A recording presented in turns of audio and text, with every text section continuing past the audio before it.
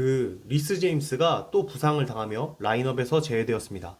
이제 놀랍지도 않은데 더 이상 기대도 감동도 안 해야겠다 다시 한번 다짐하지만 헤어진 전 여자친구처럼 자꾸 기다리게 됩니다. 전 여자친구가 있었냐고요? 무례하시네요.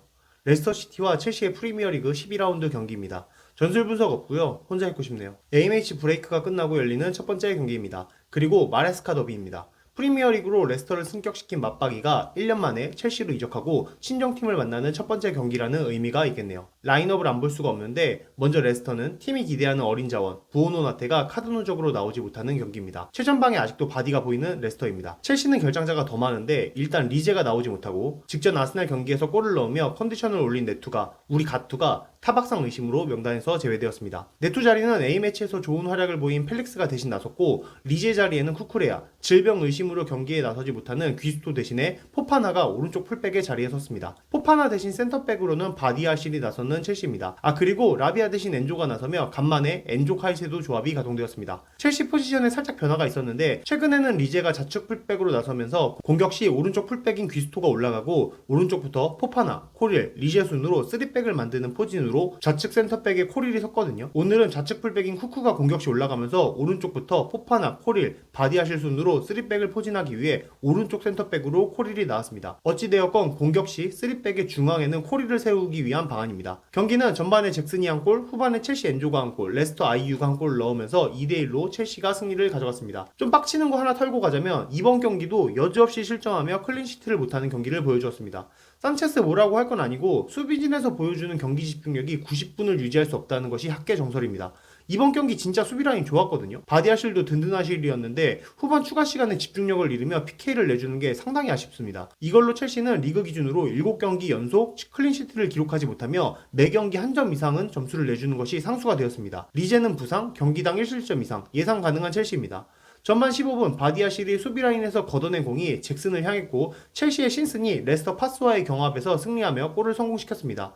파스는 조금 아쉬운 게 진짜 열심히 하는 친구인데 제가 볼 때만 이런 건지 항상 실수가 보이는 게 아쉽습니다. 테무 루이스 화이팅! 후반 75분 쿠쿠가 박스 모서리 쪽에서 올린 크로스를 잭슨이 헤딩, 레스터 골리 헤르만센이 기가 막히게 막아냈으나 리바운드된 공을 엔조가 머리로 밀어넣으며 첼시의 두 번째 골을 성공시킵니다. 엔조는 첫 번째 득점에서도 관여하며 어시스트를 기록했는데 직접 골까지 기록하며 이번 경기 MOM 확정입니다.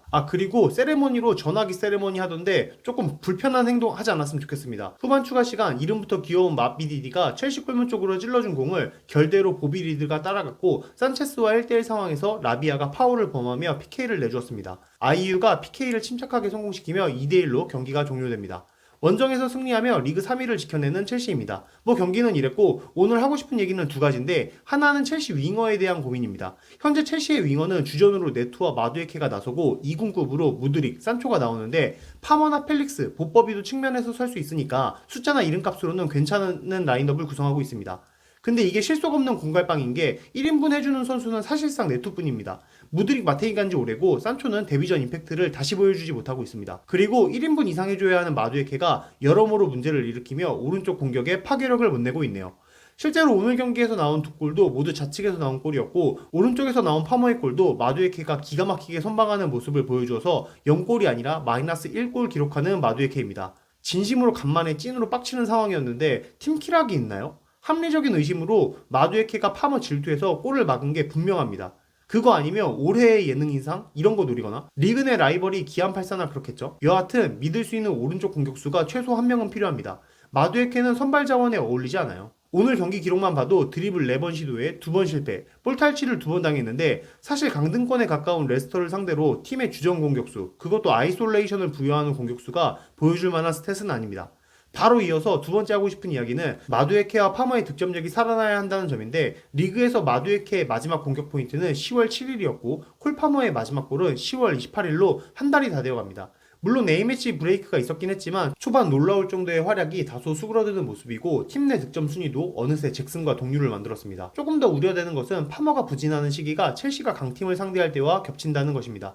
전통적인 빅6로 구분되는 맨시티, 리버풀, 맨유, 아스날과의 이번 시즌 경기에서 파머는 단 한 개의 공격 포인트도 기록하지 못하며 빅게임 플레이어로서 활약을 보여주지 못했습니다. 약간 쫄본가 싶은데 팀의 에이스인 파머가 큰 경기에서 활약을 보여주지 못하는 것은 팀이 상위권, 가장 높은 자리에 올라가기에는 제약이 있다는 의미일 텐데 파머가 한 단계 성장하고 다시금 빅게임 플레이어로서 활약하는 것이 첼시의 순위가 우상향할 수 있는 자양분이 될 것입니다. 그래도 이번 라운드까지 첼시는 리그 3위를 지켜냈습니다. 4위 아스날, 5위 브라이튼과의 승점이 동률이고 6위부터 8위까지와도 승점 차이가 크지 않은 프리미어리그 빌보드입니다. 날이 추워지는 걸 보니 이제 박싱데이가 시작하는 프리미어리그인 만큼 어느 팀에서 먼저 사고가 터지는지를 지켜보는 것도 재밌는 연말을 만드는 방법이지 않을까 싶네요.